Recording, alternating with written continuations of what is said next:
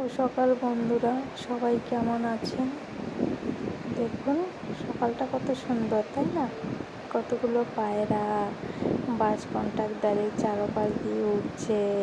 উনি আবার খাবার দিচ্ছে পায়রাগুলোকে, ওরা উড়ে বেড়াচ্ছে চারিদিকে, দেখতে খুব ভালোই লাগছে, তাই না?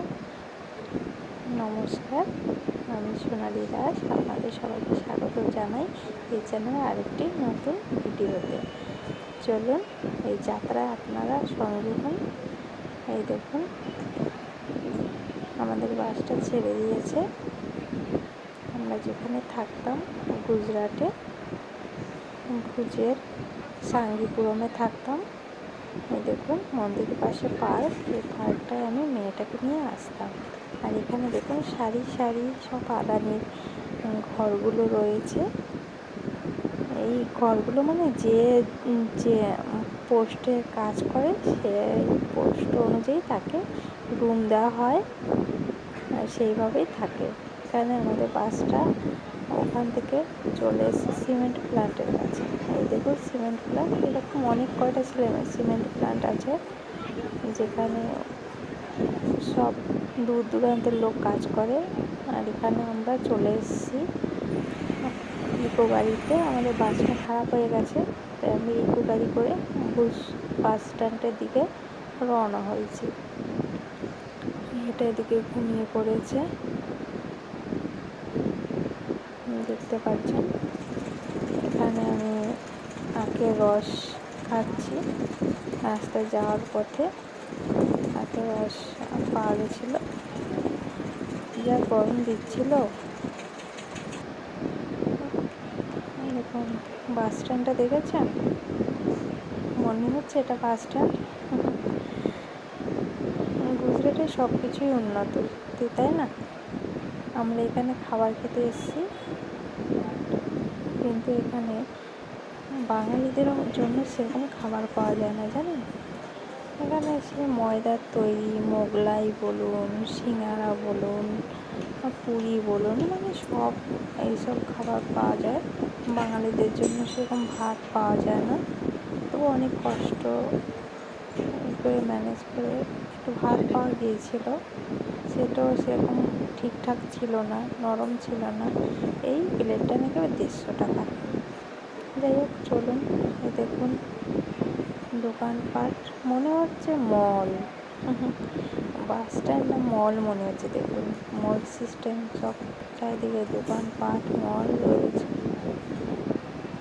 কত সুন্দর চারিদিকটা, সাইডে সাইডে দোকানগুলো রয়েছে।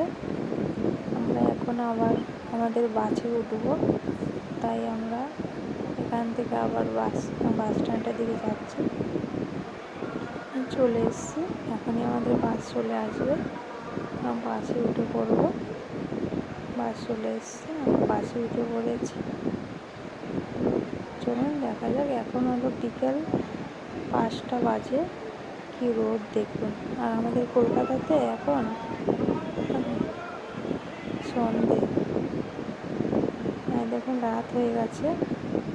আমরা এখানে এখন খাবার খেতে নামবো। খাবার খেতে নেমে গেছি একটা হোটেলে। এখানে দেখি কি পাওয়া যায়। প্রতিদেব মশাই খাবার অর্ডার দিয়ে দিয়েছে, হাত মুখ ধুয়ে খাবার খেয়ে নিই, তাই না? বাইরের দিকটা একটু দেখালাম, চারিদিকে গাড়িগুলো যাচ্ছে, এটাই দেখানো হলো। হ্যান্ড ওয়াশ দিয়ে ভালো করে হাতটা ধুয়ে নিলাম। খাবার খাবো, যা পাবো তাই। দেখি কি পাওয়া যায়। এখানে খিচুড়ি পাওয়া গেছে, খিচুড়িটা ভালোই নরম ছিল, যার জন্য মেয়েটা খেতে পারছিল। আর এইদিকে আমার বড় রুটি নিয়ে এসে সঙ্গে শাঁস আছে। গুজরাটের শাঁসটা হলো ফেমাস, খেতেও ভালোই লাগে। আমরা এখন বাসে উঠে যাচ্ছি, আমাদের খাওয়া কমপ্লিট হয়েছে। বড় মশাইকেও বললাম উঠে যাও বাসে, আমরা উঠে পড়েছি। আমাদের বাস এরপর বন্ধুরা, আমি জানি না আপনাদের মধ্যে এরকম ঘটনা কখনো ঘটেছে কিনা। দেখুন সেই সকালে বেরোলাম, যে বাসটায় আমরা ভুজ যাচ্ছিলাম ওই বাসটাও খারাপ হয়ে গেছিলো। অন্য একটা ইকো গাড়িতে করে আসলাম ভুজ পর্যন্ত, তাও ভুজ থেকে যে গাড়িটায় আসলাম সেই গাড়িটাও এখন খারাপ হয়ে গেছে। এখন বাজে রাত 10:50 এরকম বাজে। দেখুন কি অবস্থা, আমাদের অবস্থাটা খুবই খারাপ। গাড়ি ঠিক করছে, কতক্ষণে ঠিক হবে জানি না।